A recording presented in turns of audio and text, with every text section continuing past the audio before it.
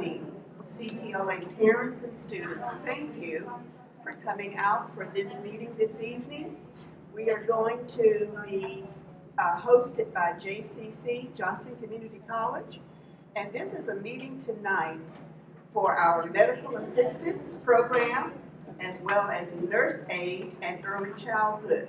And again, I want to welcome each of you for taking the time to come out. I know how busy our lives are, but I hope that you find that this meeting is going to be very beneficial for you, for the information that we're going to be sharing this evening.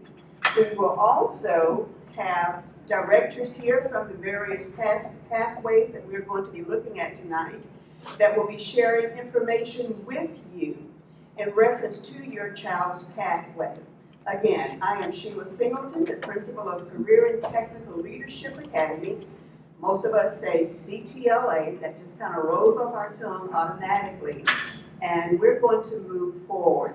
But again, thank you for coming, welcome, and I hope that you sit back and take plenty of notes, and you will have an opportunity at the end to ask questions of those who are here.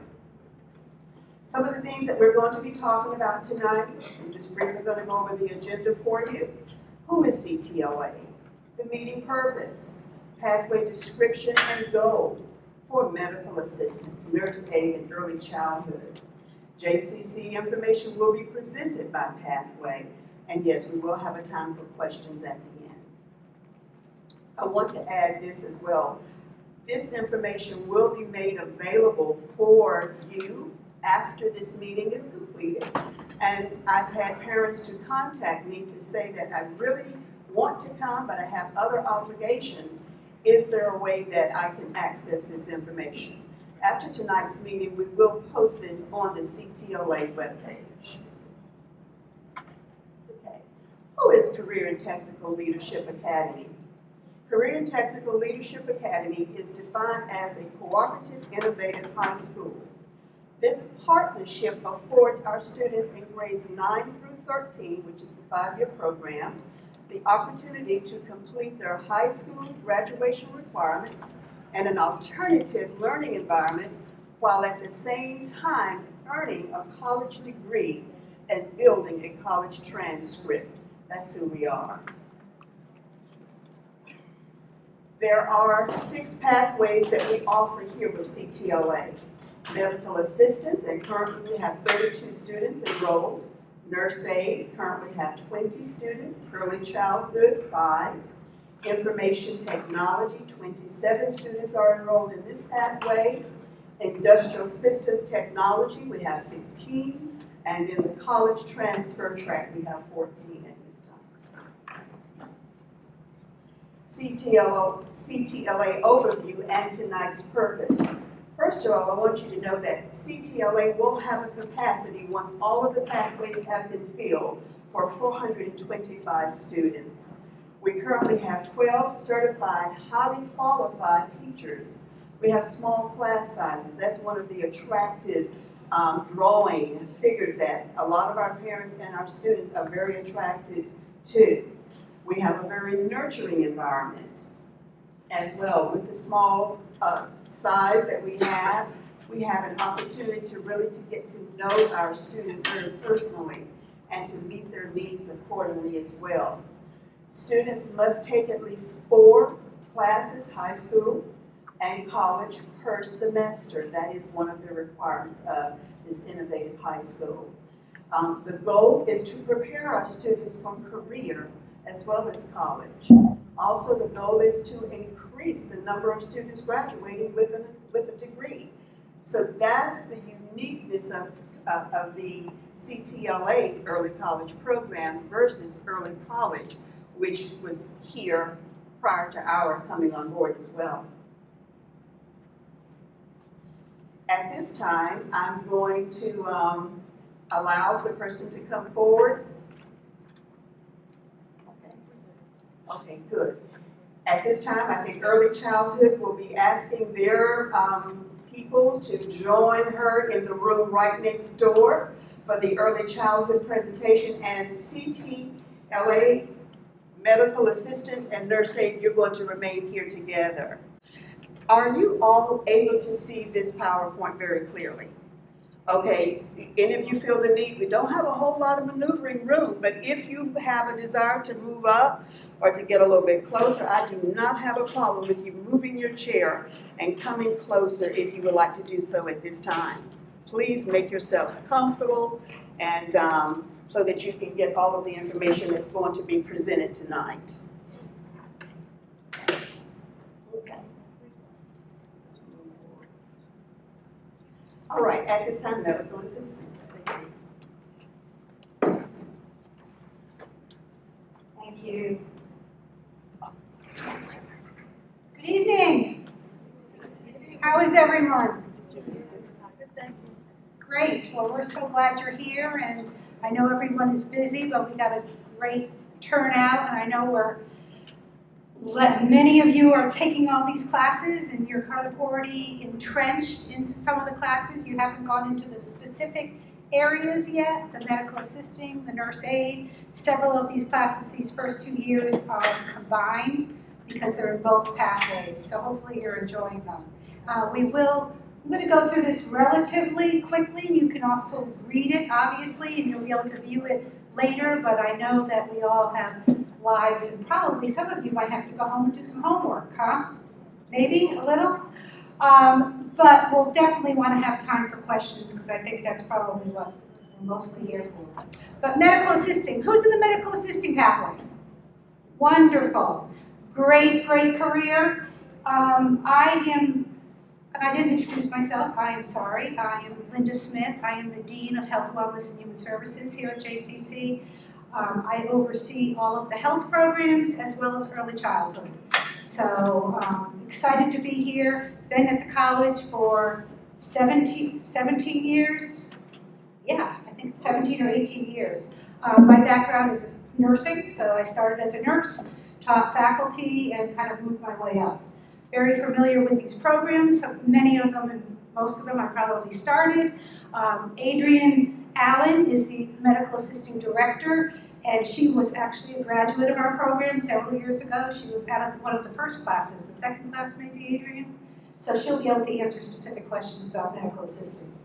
But this is a curriculum that prepares you for multi-skilled healthcare professional qualified to perform administrative, clinical, and laboratory procedures. Okay, what does that mean? That means that when you finish the program, you will be, we are an accredited program, so you will be able to sit for the national certification exam, where you will hopefully be successful. We have a great passing rate, and actually be called a certified medical assistant. And a CMA, which is highly sought after for employment, works very similar to what some of you might think you see when you're out at a doctor's office, or maybe you went to an urgent care, or maybe you were in the laboratory, had to get some lab work done. You had somebody that maybe welcomed you in, brought you into the office, maybe did a little history with you, took your weight, took your height, took your vital signs, those kind of things, and maybe even assisted the physician with procedures. That is not a nurse. That was a nurse probably 20 or 30 years ago, Connie? Yeah. But it's not a nurse. That is a CMA. So that is a medical assistant. They are working very similar to what a nurse does, just a different scope. They cannot do all of the things that a nurse can do, but they do a lot of those particular procedures that a nurse used to do in a lot of those areas. So it's a great field. We are accredited, nationally accredited, and we're very proud of that. So our students are able to sit for that national exam, and as a CMA, you are going to be much more employable. That is what physicians and healthcare providers are looking for, that certification. You work somewhat what I've already said, physician offices, could be health maintenance organization, health departments, urgent care centers, and hospitals as well. And this, I know, is a lot of information that I'm not going to read to you. It will be in your packet, but it does go over some of the things that we just talked about, what a medical assistant is. Like I said, they're very highly demanded. They are in the office that you learn in this pathway not only the clinical aspects, those medical aspects as far as vital signs, taking blood. So yes, you do have to touch a patient, and you will have to not faint when you have to take blood, because they do that. And they also learn medical office administrative type of duties. So a lot of times these individuals are doing both within that practice area that they're working on.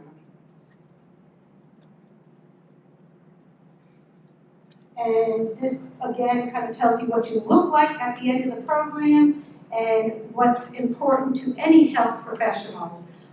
Work ethic is highly important, and we teach that from day one. So that's why when we say you have to be to class on time and attend class, we are already starting that work ethic with you. If you don't come to work, what can happen? Think about the patients, if you're going into nurse aide or even in medical assisting, those patients don't have somebody there to care for you. Or it could be that means the person that was there prior to, if it's a 24-hour like a hospital setting, that they can't go home because they're waiting on you. So we will certainly talk a lot about professionalism. Again, that work ethic, that's the #1 thing we hear from employers, is we want our graduates, we want our employees to come to work, we want them to come on time, and we want them to be professional. So we really look at professional attire. That's why your uniform is very important. It represents healthcare. And healthcare is still the #1 trusted profession out there. So we want to make sure that you are going to represent us well as some of us in the room. As we get older, we want good people taking care of us. So you'll hear a lot about the work ethic, punctuality, best practices, legal. All of these things will be entrenched in both of these pathways. And there's the learning outcomes. Some things that this really applies to both. It is important that you know that you will be in close contact with people, because that's who we work with, people. You will have to sometimes touch blood. That's why you always wear gloves. We will entrench in you the importance of washing your hands. Again, that's why you wear a uniform, so you're not bringing those things, your own personal clothing, and bringing it back and forth to your home. But we do have close contact with our patients in both pathways. Again, the importance of professionalism, knowing that you have to have good communication skills. You're going to be talking to all sorts of health professionals, from a physician to, could be a surgeon, to, again, patients of all different levels and academic abilities. Have to be able to think, on your feet, because you will have to learn how to critically think and make some calls. Nurse aide, again, that's coming right from our curriculum description that we have at the college. It tells you what it prepares you for. The nurse aide pathway is a multitude of certifications, as well as receiving that diploma at the end, because there are several certifications built into each course that you take once you start your junior year. And we'll talk about that when we get to the pathway. One thing that's very important, and what happens with nurse aide and what happens in healthcare in generally, is things change. And something that, a new ruling that came down probably about maybe 8 months ago or so from the state, is that nurse aides, as well, and the course that you will be taking is NAS 101, which leads you to that certification as a nurse aide, or CNA, certified nurse aide. You must be 16 and a half the very first day of class to start that class. So we have actually adjusted your pathway to pretty much ensure that everyone will be 16 and a half at that point, because we know when you started into the 9th grade, several of you, you're not all the same identical year, and they're all not going to be 16 and a half at whatever point. Let's say in the fall, when we were originally having it, your 3rd year, so we moved it to the spring. That is a requirement. So we will be looking at that even with this cohort to make sure, so we have the documentation in place if we get audited by the state. Because when you go to sit for that exam, that certification exam, and they look at all that information to make sure that you were the proper age. That being said, Nurse Aide 2, which is an additional credential. So again, I talked about credentials. These both lead to a credential after the end of the semester, which is how we have these courses, is in your spring, last semester of your high school in the spring semester. Because basically you have to be 17 on the first day, and it has to be in the semester prior to graduating. So we moved that to year 4 spring. So just know that those are requirements that are mandated by the state. Some of the things that we talk a lot about, and this will actually be very similar in medical assisting, but in medical assisting, your clinical, you have to actually be a high school graduate. So when you look at the pathway, your clinical component is year 5, because by that time you have met the requirements and you have for high school. So we are able to then put you in these clinical settings. So this will also apply to you, but it will apply to you later on compared to those that are in the nurse aide pathway. And how many do we have in the nurse aide pathway? Several as well. You will actually meet these requirements and show proof of these requirements prior to going into NAS 101, which again is your junior year spring semester. So and most of these you should have, because guess what? We're so fortunate that high schools now require a lot of this.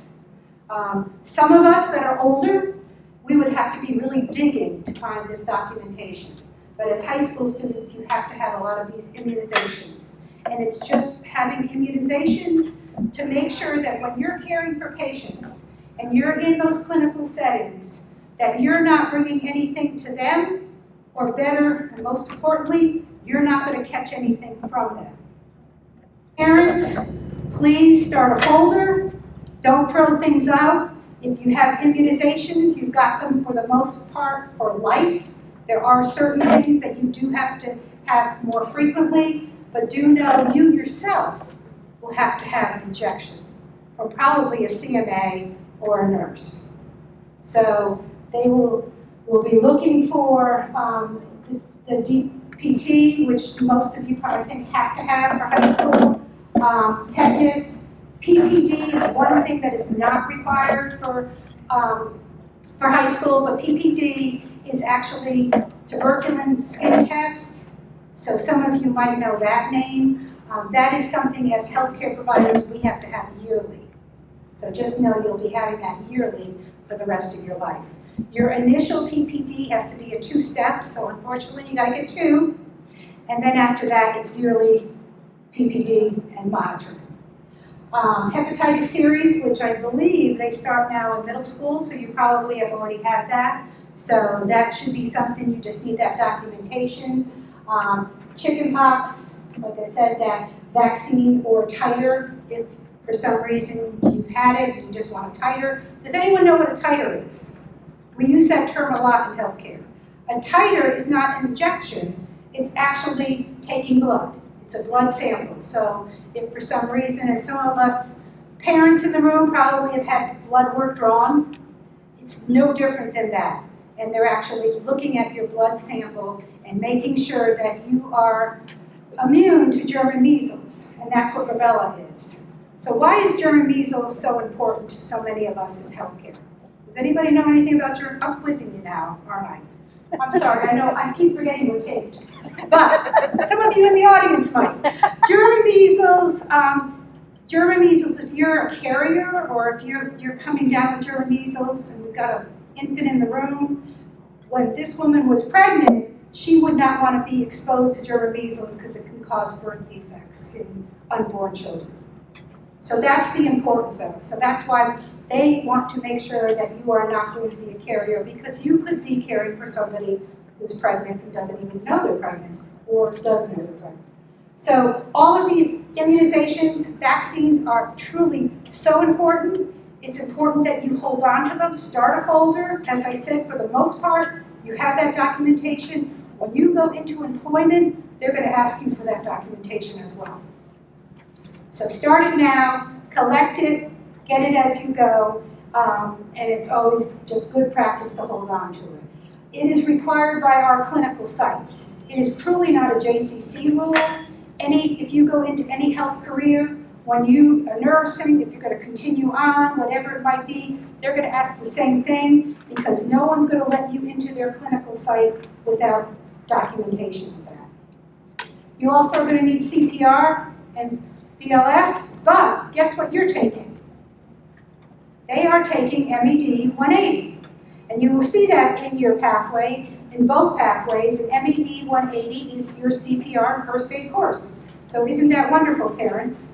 You don't have to send them out to take a CPR course. You will actually get that in one of the courses in your pathway. You do have to have background checks and drug screens, and that is, again, a clinical requirement. And we'll be doing those later on, and we do them a little different with our high school students, so just know that we will have to have a background check on all of you and a drug screen. And there is the Singleton's contact information. I know I probably went quick, but I'm thinking I didn't want to bore you with reading slides at this point. You probably have lots of questions, so we need a 5-minute break? We need to go to the Oh, okay, well then I give it back to you. Right? Okay. We're going to go over the 5 plans. And I'll stay up here if there's any questions. Yeah, there you go. That's good. That's great. I know. Okay, good evening. My name is Julie Lane Cockrell. I am the liaison between CTLA and JCC. And behind me, you will see Miss Stephanie Leonard, who is the Executive Director over Career and College Readiness. She will be the liaison for CTLA after January 1. So we're both here tonight, want to work with you and try to answer your questions. But one of the things that we are asked, and we have finally able to give to you, is a 5-year plan for your students for their course of study. So the very last page in your packet is the 5-year plan as it sits right now. Understand that this is probably version number 15. We're still working on this, but we think we've got it where it makes a little sense to everybody, and there are still some moving parts. So we're going to tell you what it is today, but please understand that we may have a few changes as it comes along. So I'm going to start with Nurse Aide. Medical assistant, yours is very similar, and we will talk about both of those for you, but Nurse Aide and medical assistant, if you look at it, the very top part of the diagram shows the high school classes that you'll be taking. These are the high school credits that you have to graduate from high school. It's all of your core classes, including health and PE. You have to take at least 1 class in high school every semester. So right now, as 9th and 10th graders, you actually have 2 or 3 classes that you're taking, because those are the ones you need before you take some of your college classes. So we try to front load those for you, and that means just take them in 9th and 10th grade. And then starting the 11th grade year, they start thinning out just a little bit. You may have 1, you may have 2. It just depends on each semester what that looks like. When it says at the very top, Fall 1 and Spring 1, that's the first year of high school. Fall 2, Spring 2, that's 10th grade. Fall 3, Spring 3 is 11th grade. Fall 4, Spring 4 is 12th grade. And then Fall 5, Spring 5 is 13th grade. So you'll understand how this is set up. Understand that we've got it set up with fall and spring, but it could be, especially with high school, it could be you just take it that year. It just depends on how the class falls in your schedule. Underneath that are your college classes. And so I'm going to address just the high school portion, and then I'm going to let Dr. Smith kind of handle the college portion on the bottom. She has a little bit already, but you know, there's a certain method to our madness. You have to take English 1 before you take English 2, before you take English 3. So those are all set up in those classes. You do have to take 4 high school maths. Some of you came in with Math 1 in 8th grade. Some of you took Math 1 as 9th graders in CTLA. And so that's why that's set up that way. It has Math 1 in italics, like in Spring 1, if you started in Math 1 in 9th grade, and then Math 2 might be because you started in Math 1 in 8th grade. That's why that's that way. But you do need to get through 4 high school maths. So we get to Math 3 in Spring 3, and you'll notice In the college class, there's a math down there, so that math 171 in fall 3 or math 143 can actually count as your high school fourth math. So we have things that we can replace high school classes with college classes with. You have to get through your 3 sciences to graduate: biology, earth, environmental, and chemistry. Some of you didn't take biology last year, you're taking it this year, so you already have a little bit out of the sequence there, but you will get all 3 of those probably by the end of, if it's not by end of 10th grade, it will be the middle or end of 11th grade. You do have to take 4 histories or 4 social studies. You have world history and civics, and then 2 American histories, 1 and 2. There is a health and PE. Most of you took that last year as freshmen. Those freshmen that are here now will be taking it in the spring, so you'll have a high school health and PE class. And then we have a few electives, and the reason we have electives are because you do have to have a high school class, and there's some skills that are in these high school classes that you need in your college classes. So notice in fall 3, that's the year that's kind of stumping us just a little bit. We do have a high school elective, so it may be that you move something that's later to earlier. We may have another class for you there. It may be foreign language. We're not sure where that's going to be yet, so we're still working on that part. But and then spring 5 and fall 5, you see peer tutoring, because at that time you are going to be the leaders of the school, and your expertise in your areas will ask you to help the freshmen and sophomores with their classes and to help be tutors, not just for your high school classes, but also for your college classes. So you can get high school credit for that. So those are things that we can work with you to get your high school credit, but also the college credits there. All right. Any questions about high school part? That's a little flexible. All right. Dr. Smith, if you want to talk about the nurse aide part of that? Yes.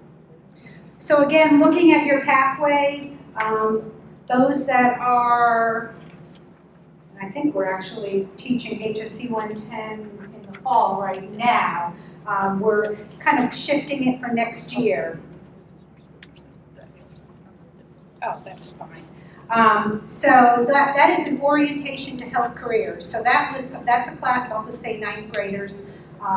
For next year, we're switching into the spring. But that's your 1 credit class. It's your 1-hour class. Actually, some of you who moved from, that are 10th graders, you probably took that over in Clayton High School. You probably, some of these faces I actually remember from that class. So you actually saw me on one of those occasions. But that class is truly just an orientation. It's very similar to what students take. We have orientation to different areas. We have an orientation to college with study skills. We have orientation to college transfer, ACAs. This is orientation to health careers.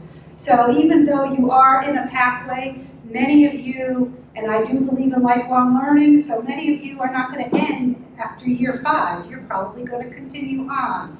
And that might even be some of your questions that you'll have. But this way you can explore, what can I do next? How can I further my education? What would be the next step? So in that class you do exploration in health, any health career, even, for example, veterinarian. We have people that in our college classes take HSC as well, and they might be here and their pathway, again, their college, they're going into, I'll say radiography, but maybe at some point they really want to do radiography with animals.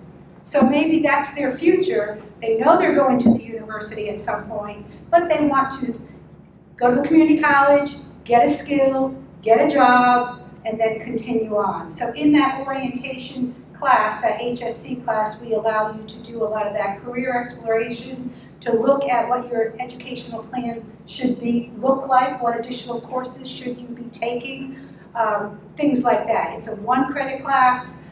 It also gets you a little used to Blackboard and what we use here, which is our online format that we use for all courses. We do a lot of communication, emails through that system. That's where certain things are posted, assignments. So we kind of are getting you also ready for college courses and what that looks like. Your second year, and many of you right now are in HSC 140, which is transcultural healthcare. And that is kind of talking again about healthcare in the global setting, because healthcare obviously is not just here in Johnson County or even in this country, but how it affects us globally. So it's also talking about cultural issues, things like that, that will affect you as healthcare providers. That is actually a 2-credit class. Next semester, I already somewhat mentioned it, you'll be taking MED 180. That class will lead to your first credential. And that class you will be, is basically first aid and CPR. And you'll actually get certification as a healthcare provider for CPR. We moved that class, as Carrie Lane said, we've had multiple versions, but we moved it as late as we could so that you will be ready to enter clinical when you start, especially the nurse aid pathway, because when you're CPR certified, you're certified for 2 years. And as a healthcare professional, you have to maintain that certification.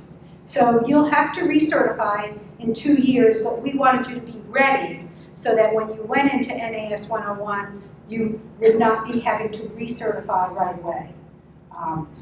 And recertification, once you are certified, can be done at any American Heart Association or here at the college, and it's like a 1-day course to recertify because you already know how to do CPR, you have all those skills in the class that you took with the MED 180. After that, in your junior year, that's when you start taking some of the classes that we call our general education classes. These would be your Psychology 150, which is general psychology, as well as Math 171, which is your pre-calculus, or Math 143, which is conceptual math. You can take either one. These classes, kind of are a complement to your degree. Your degree, in any degree you go to, whether it's at the community college or in the university, you're taking things very specific to the career you want to do, but to round you off, we all have to be rounded off with general education courses. It's required. Any university, any college. These courses that are in this pathway all transfer to the university. You never lose them. They're your gen ed courses that give you the other components you need as healthcare providers. General psychology. You kind of have to know about people and maybe how to read people, how to communicate both non-verbally and verbally. So all of this will help you as a healthcare provider, but I can tell you probably general psychology is in every degree that I know of. I don't think there's one that you won't see Psych 150 in all reality. So that's what that course is. Then math, of course, we all know math. Some of us love math and some of us don't, but that is definitely something that's important too, because why would it be important in healthcare? Because I want you to make sure that you know how to calculate any kind of medications that you might be giving me. Because a decimal in one direction or the other could kill. So it is important that you understand math. So you will take math, and like I said, this will also build to your, if you decide to go on for a bachelor's degree, it will build that degree. English 111, 112, that is English composition and English research. 111 is a prereq for 112, which is again why the sequencing, very similar to the high school, 3rd year before 4th year, and those are in that spring 3 and spring 4. But again, I've talked a little bit about this, NAS 101, that is your first nurse aid course. That is a lot of hours. You see that 6 there? That's 6 credits. You see, most general education courses are 3, so it's double. It is not easy. It is not easy. So there's a lot of lab in it, there's a lot of clinical. And in nurse aid, we have to front load all of your didactic, which is your classroom, and all of your lab to make sure, this we're also required by the state, but to make sure you have that knowledge before we send you out to care for people. You will have an instructor with you when you go to clinical, so parents don't worry that you don't send them off on their own. But you can imagine we wouldn't just bring you to the hospital and say, okay, go do it. You have to practice in the lab, you've got to learn how to do all those skills, and there's a lot of competencies. So when you look at that semester, you might be thinking, is that all I'm taking? you'll probably revisit that at the end of that semester. It is quite heavy, and we are also getting you ready for a state exam because you can't do anything necessarily with a nurse aide without being certified. You have to have that certification. No one's going to employ you. Now, the good thing is, if you want a part-time job, they're always looking for nurse aides. So you could even get a part-time job on the weekend, even 1 day a week, or weekends, or an evening, or even private duty, because we get calls how many times? Every day. So you will have that certification to then even work a little, if you can juggle it. So that's kind of what that looks like. And then we're getting into your final year of high school. And that is where I already mentioned English 112, but the PHI 240, that is your humanities. That is Introduction to Ethics. Very important. We have that. That course is in every degree program I have in health sciences because of the importance to understand ethics and morally correct. And again, it goes along with the profession that we're in. Again, that's the transfer course, as well as in our program of study for all of these courses are in your program of study for nursing as well. And probably most, or not all, of my health sciences programs. You'll also be taking your first biology or A&P course, and that's Bio 168. And then the following spring, you take 169. 168 is a prereq of 169. It's Anatomy and Physiology 1 and Anatomy and Physiology 2. It's kind of like they divide the body up and you learn both systems. Very important to any healthcare provider because you have to understand how the body works. Okay? When we talk about hypertension, you need to have an idea, what does that do to my heart? You have to understand what the heart looks like, how blood is pumped, what is the heart, what happens if I have blockage, what does that mean? So you're understanding that, going with that critical thinking, you'll start to understand when you have anatomy and physiology why certain things are happening with your patients and why they look a certain way. So very important to any of our science people out there that have your NUPs. Then your last year, which is your 5th year, well, yeah, the NAS 102 is Nurse Aide 2, that's another credential, and again, we said that has to be in the spring or your final semester of high school, which is why it's placed there. That, again, is a rigorous course. You have to be an NA1 to take NA2 or NAS 102. That's, again, 6 credits. That is an additional credential over NA1, so in NA1, you're learning certain skills. NA2, you can do additional skills. So there's things that you can do as an NA2 that NA1s cannot do. It's kind of a closer to that CMA and nurse. So it's all within that scope of practice that allows you to do. So in the hospital, they want NA2s because they want to see people that can do those additional skills. They sometimes will employ NA1s, but they prefer NA2s. Your last, like I said, your 5th year NAS 106 is geriatric aide. It's another certification. You'll learn more about the geriatric patient or person, and geriatric just kind of means your older people. And we have a lot of us here that are in this country. We are an aging population. So that's a huge growing need to understand the older population. Psych 241 is developmental psychology. That is when you're looking at, I'm trying to think the best way to explain that. The prereq is general psych, but it's looking at behaviors. It's more looking at people and their behaviors, why they might do certain things, and why does a 3-year-old act like this, but a 30-year-old this. So you kind of learn about the stages of life. Again, important to healthcare. NAS 103 is home care, another credential that you receive, and that is because so many of us are now staying home. We are not in the hospital very long. Home care is booming because your average length of stay, when I was a nurse, was probably 5 to 7 days. Good luck. I think with open heart, you're out in 3. So that doesn't happen anymore, but people don't necessarily recuperate that fast. They send them home, and what do they need? They need people to help take care of them at home. So again, the importance of that credential as well. Bio 275 is microbiology. That is the prereq to that is A&P, which is why it's in that final semester as well. And that's looking more at the cell level, and it's required for most health science programs. I think that is our nurse aide pathway.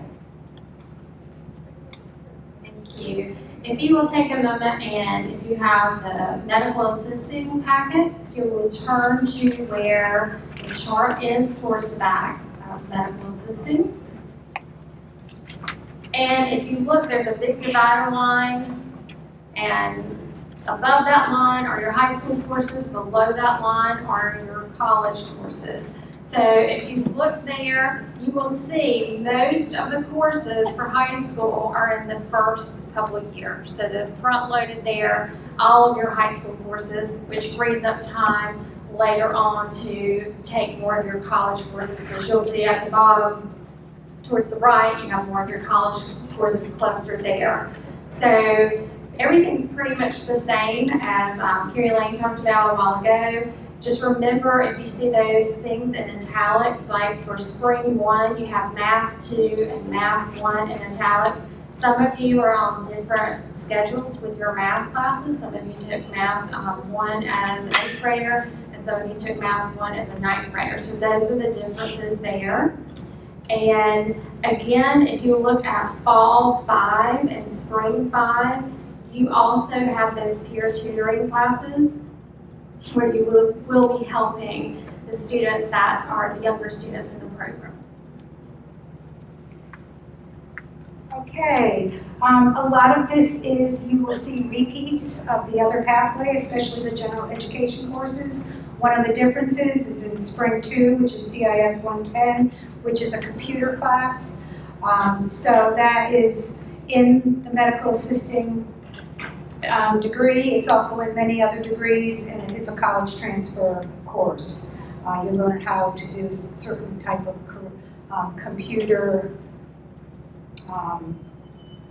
software-ish things. I'm not even sure. What else do you learn in there? How to do Excel spreadsheets, things like that. Probably a lot of things you already know how to do, but it is a computer class in the degree. Math 171, we already mentioned that.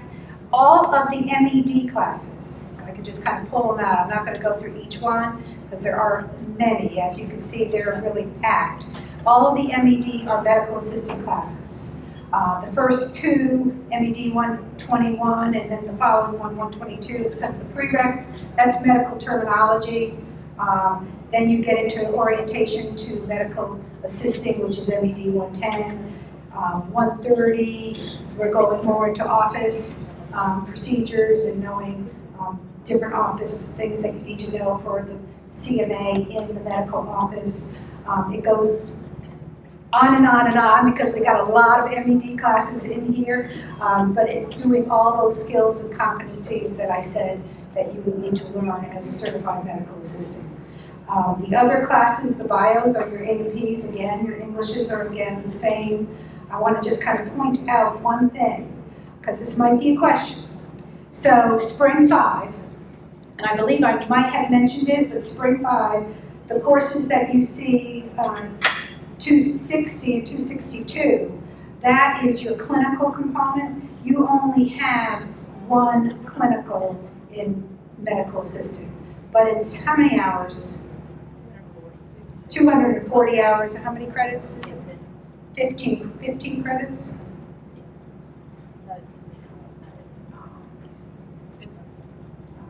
9?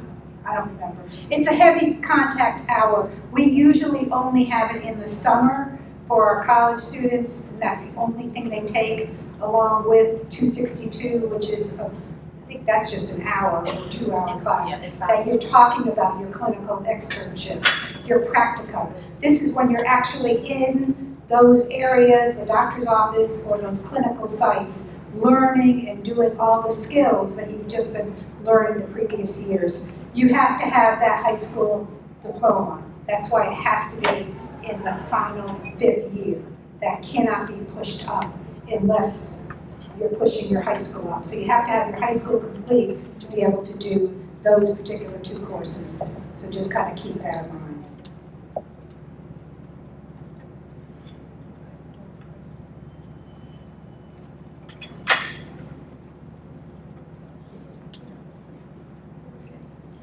At this time, I'm going to open up the floor for questions. If you have any questions, you've gotten a lot of information. And as was said earlier, I guess this has gone through many tweaks, but this is pretty much the current, what it is right now. How many of you understand what has been shared? Every time I hear it and begin to see the matriculation of what needs to be taken first, what comes next, it gets a little bit clearer to me each time I hear it, which is a good thing. Any questions? Yes.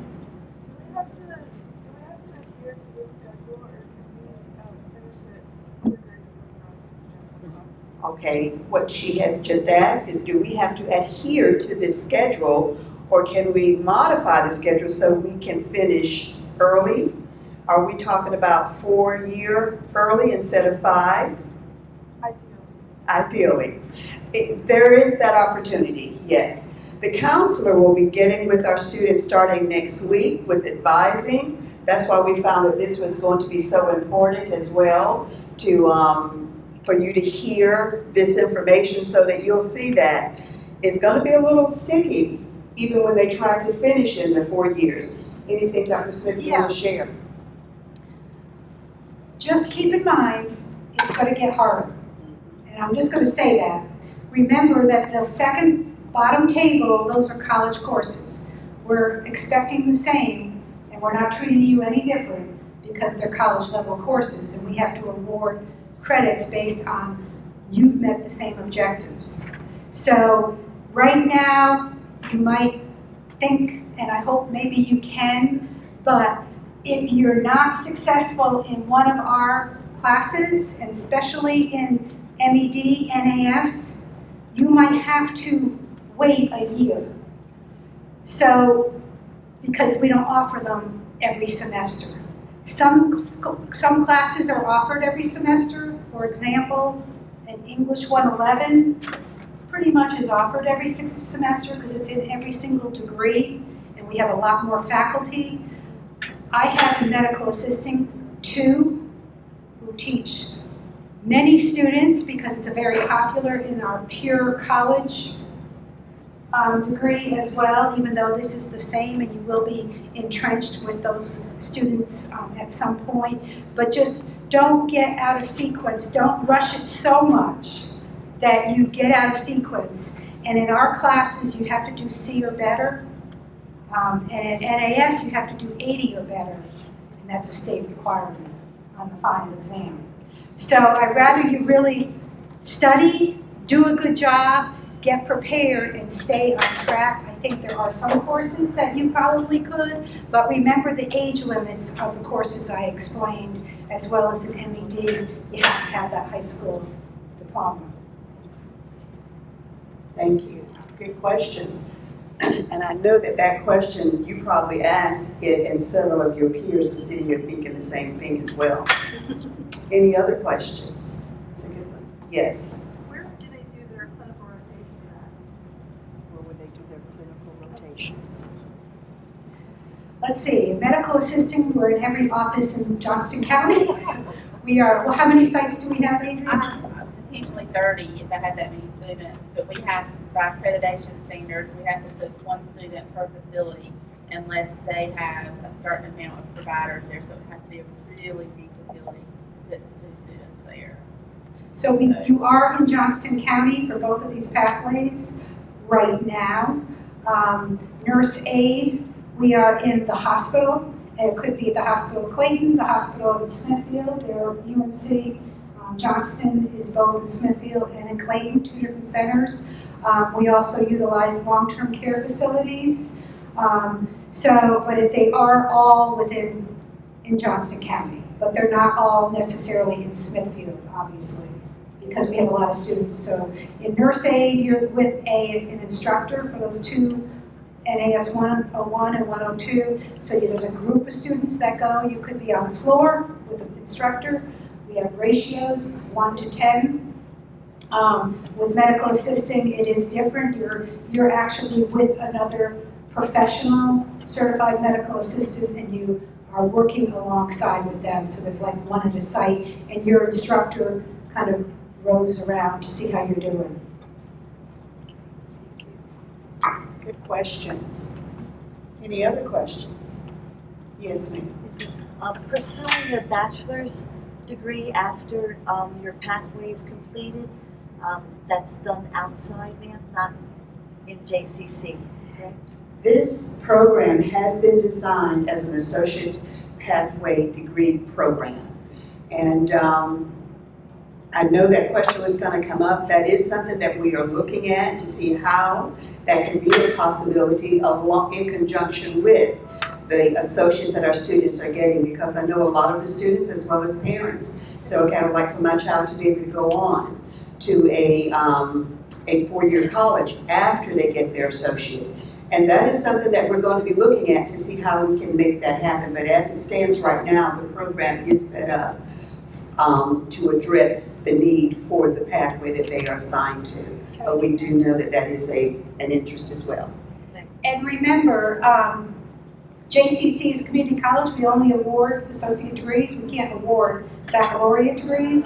But those general education courses that I talked about, those travel with you. So after you have your 5th year, which is, gosh, I wish this was around when my children were in school, because what a great thing for parents. At the end of your 5th year, not only do you have your high school, your associate, your degree, multiple credentials, that now you can go on to the university, and now you're going on not as a freshman, but you're bringing credits with you. So that's just a win-win. And remember, in medical assisting, the terminal just means that there is not that pathway in the university. Now, if you want to go on, and I believe people should always continue on with a degree, people go into health management, they go into other areas where they maybe want to get, a better position, go into a management office, things like that are obviously going to bring more pay. So those are the kind of things that a lot of our graduates go into while they're working, because now they have a credential and a career. And a lot of those classes are online, so you can work, and even some providers, some employers will pay for your degree to continue on, which is really a win-win.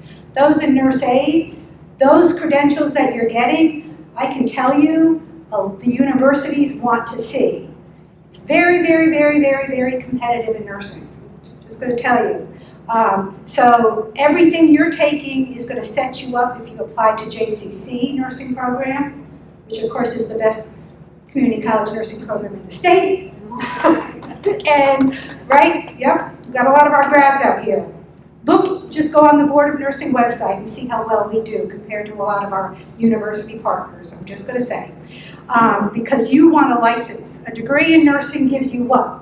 I tell this to the students the first day of nursing. Nothing but a piece of paper. You have to have the license to practice. So you want to be able to walk out, take that NCLEX, that national licensure exam, and pass, because it's very expensive. It's like almost $500, so you don't want to have to repeat it. So, and when you repeat it, you have to wait a period of time. They don't let you just repeat it. So anyways, that is an important thing to do when you're looking around at schools. Do your homework. But all of those courses, you will meet everything for admission, and you'll be way ahead of the game than somebody just walking out of high school. So, and a lot of the universities are requiring the same thing. And again, those gen ed courses, they're in all of the program of studies. So they'll go with you if you decide to do a BSN. Do remember, do you mind if I put this plug in? Because I guess You can tell I'm a nurse too, right? Remember, we have an articulation in this state, RN to BSN. We just got a call from somebody from our director from, I believe it was Cleveland High School. And what that means is when you go to JCC or any community college and get your RN degree and your license, you are an RN. That's what you are. You are RN. You get paid no differently if you're an RN with a BSN or you're an RN with an ADN. No difference. Now, we encourage you to go on, and most hospitals want you to get your bachelor's, but you can be working as an RN, and RN to BSN, there's no clinical, because you already did all those, you already have your license. It's all online. You can do it in a year, and the hospitals pay for it. I mean, this is great. And thank goodness, finally in North Carolina, it came out a year ago, we have an articulation agreement that JCC does, that it takes everything. So all you need is a few more courses, which you will need to have to get a bachelor's, obviously. You're going to need more work, coursework, a few more nursing courses, nursing research, nursing theory, the things that we do not have in an associate degree. We don't have time. We're getting ready for that license in clinical. And most students can get it done in about a year. And what that does is it doesn't necessarily give you more money, it opens more doors. So look at it. Look economically. You guys are really in a great place. Your question. You mentioned continuing on nursing here at GCC. Would these classes transfer, and would we be able to take some of the nursing courses earlier? All those classes are in the program of study for nursing, the bios, the psychs. You cannot take nursing because it's competitive, so you can apply. You have to have a high school degree, I mean. You have to be NA certified, which you will have. So it depends upon how quickly you get through the high school part, to tell you the truth, for me to answer that. But you cannot go into any nursing program in the country without a high school diploma. But everything you will have in here, you could apply before you even graduate and complete, because you're going to meet the admission criteria. And when you look up nursing, and I encourage you, maybe you're an HSC 140, aren't you? Maybe Miss Allen could pull it up one day, or we'll talk. We're going to be actually meeting the group in a couple of weeks. Pull up the program of study for nursing. You will see all of the courses that are not NUR, because NUR means nursing, are in this pathway. And we built it that way for that reason. Yes, ma'am. And because it is competitive, what that means is we rank you. We have hundreds of people that apply for nursing. And that's not just with us, but that's true pretty much in a lot of areas, a lot of colleges, as well as universities. So how we rank you is how well you do on those courses. So do well, because that will give you the foot in the door. Where other people, if they're not doing well on those courses, as well as the tests that we get you ready for, you won't meet the minimum criteria. So. Thank you. Good question. Yes. Any other questions? Good questions. Yes. After we graduate and get our associate's degree, do we still qualify for a scholarship? After we graduate For a and get our degree, will we or can we still qualify for scholarship? In the baccalaureate To move level? back onto more Sure. to move on to more schooling. Oh, absolutely. There's a lot of, there's schools that have scholarships, internally that, for example, there are several scholarships that we have at JCC through our foundation that are targeted for certain career paths, and it's because of the need or because people left money for that reason. We have several nursing. We have some in nursing that are for the second year only, so you would qualify for that. As far as at the bachelor's level, there's also scholarships there, as well as grants even. You just have to do a lot of homework But there's money available out there. And I'm very glad that my guidance counselor, school counselor, I'm still old school and don't say guidance counselor anymore, is school counselor or just counselor, is here as well. And a lot of that, as well as the advising that Dr. Smith has given, and with us hearing this as well, we'll be able to help steer you in that direction as to what you need to do next. And I thank you for the previous question as well, because I do know that a lot of our students, as well as parents, are saying, okay, what if I want to go further? How do I go about that? And this information really is going to help us to know how to direct our students. Any other questions? These are all good, great questions. We have one over here, yes. If someone was to move out of state, would they, is there other programs like this that we could transfer to? You're moving? Out of state after you graduate, is that the question? No, if you Before while graduation? you're in the program, are there other programs like this that we can transfer to? I don't know about other models exactly like this out of state, to tell you the truth. I do know that a lot of the classes, this is what I would recommend for out of state. Okay. Save every syllabus that you get for college, because that's what other states are going to look at. Because numbers are different. You know how we said Psych 150? Well, in universities, they use 4 letters, so it's PSY C. C. But it's 1,500 again. So it's 4 numbers, but they're all pretty similar within the community college and the University of North Carolina. But if you go out of state, because I'm reviewing sometimes syllabi because people want to know, will this equal to a course in nursing? And I have to look at the syllabi. The course doesn't tell me enough. So some of those courses may kind of follow you out of state, but I don't know the models as far as We would just have to do a lot of research to see if there's an early college program Yeah. where you're moving to. Early college is a national Yeah. organization. I mean, they have early college all over the state. Depends on where, all over the nation. Wherever you go, that would be what we have to do, is research where you're going. Is there an early college there? I think another question would be, once they take a nurse aide class and get certified in North Carolina, will that go with them to another state? No, every state has their own certification, but there's ways, if you're coming from out of state, there's ways that you can not really transfer, but challenge it. Or a waiver because they know you have the credentials, but you have to get certified in that state. That's for nurse aide.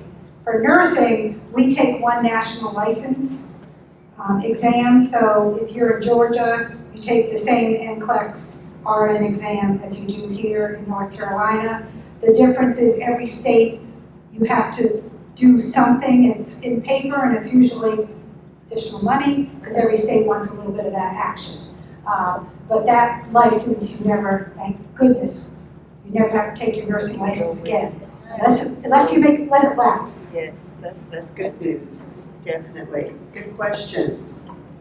Anyone else with questions? Okay. What I'm going to do, this information, presentation, will be posted probably maybe by the 1st of next week, maybe Monday, on our webpage for CTLA. You'll be able to go back and to hear the presentation just as it was delivered tonight. I'm also going to provide contact information for Dr. Smith as well, and so that you'll know how to contact the different directors of the pathways that are here. At this time, I want to ask Ms. Grady, do you have anything you would like to come and share as well? Yes, I could. Okay. Adrian, can you come up so we can Yes. introduce both of you? Yes. Thank you. First of all, I don't know who Dr. Smith's talking about being older. I don't either. I said she's not talking about me. I didn't point you out. I'm Connie Grady. I'm the director of the Nurse Aide Pathway Programs and the Health Education Programs.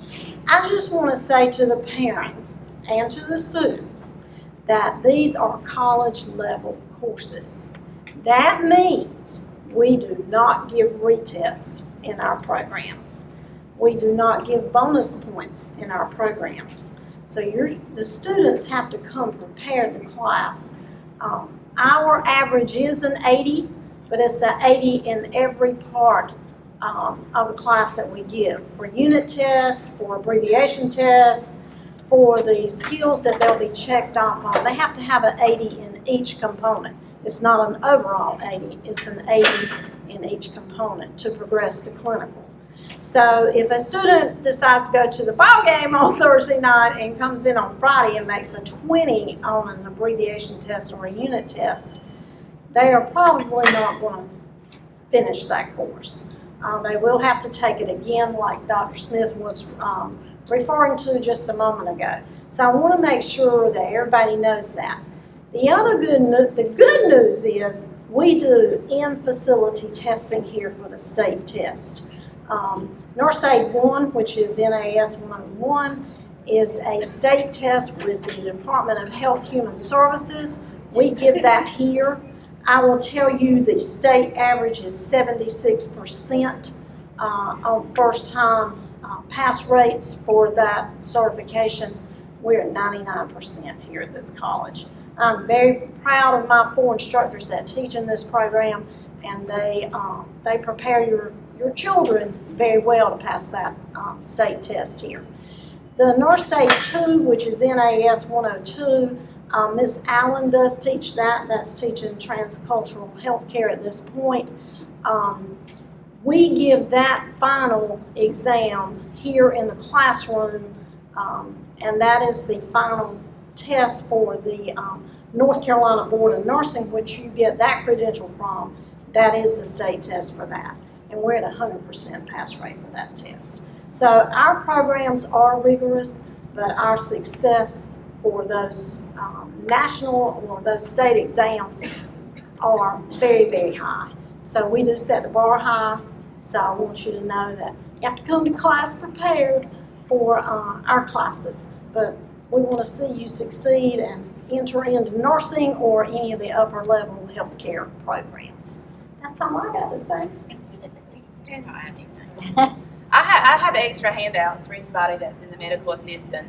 Anyone in medical assisting, we have some additional handouts. So this is Adrienne Allen. She is the program director for medical assisting, so I'm going to introduce her. I think I did kind of before. I think you're going to find across the board that every college course is not going to be the same as your high school course. That's why I said they are rigorous. We don't give bonus points across college. We don't give necessarily retakes. We expect that you're coming prepared. And you would see no difference at the university or any college level class. So take it seriously. That's why we build it. It needs to be built so that you're ready for the level of rigor that we're getting you ready for. Because remember, you're caring for people. And I don't know about you, but you parents out there, do you want the person that was a D taking care of you, or at least a C or better? Do you want that person caring for your loved one? So that is why we're getting you ready. It is rigorous. Take it seriously. I know you want to rush through it, but enjoy life too. You're only young once. So thank you.